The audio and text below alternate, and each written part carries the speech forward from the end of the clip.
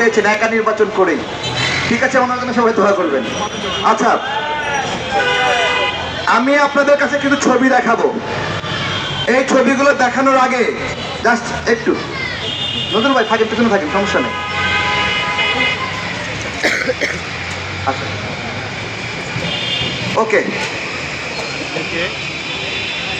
আমাদের গণমাধ্যমের ভাইরা, আপনারা স্মরণ করেন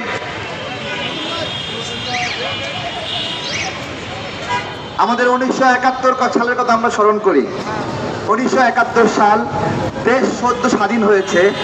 সেই স্বাধীন দেশকে ব্যর্থ দেখানোর জন্য জামাতে ইসলামের গোলাম আজম বিশ্বের বিভিন্ন প্রান্তে খুঁজে খুঁজে ঘুরে ঘুরে বাংলাদেশকে যেন স্বীকৃতি না দেওয়া হয় সেই চেষ্টা করেছিল। আপনাদের মনে আছে, আপনারা এই ইতিহাস পড়েছেন।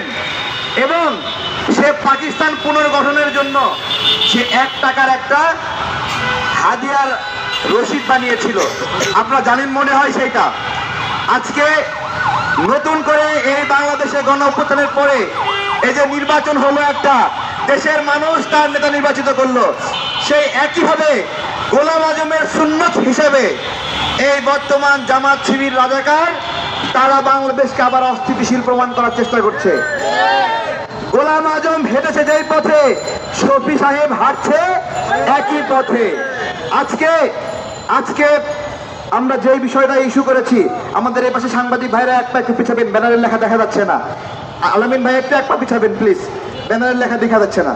তো আজকে যে বিষয়ে আমরা দাঁড়িয়েছি, হাতিয়ায় ধর্ষণের ঘটনা ঘটেছে। এই হাতিয়ায় ধর্ষণের নাটক কে সাজিয়েছে জানেন?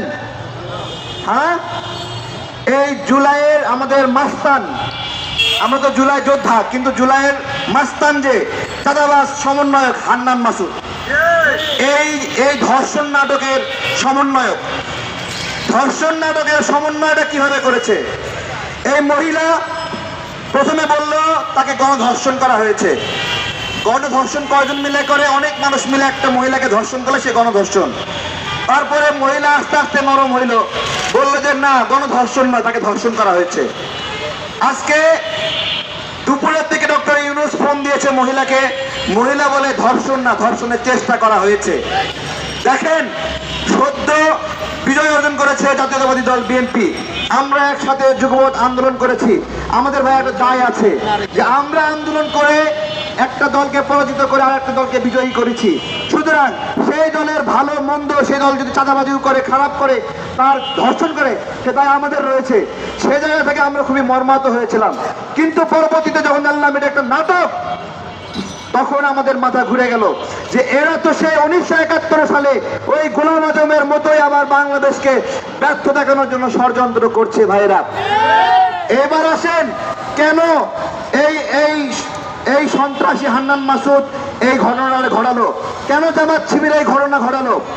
বস্তুত একটা স্মরণ করে দেই, এই হাতিয়ায় কিন্তু হান্নান মাসুদের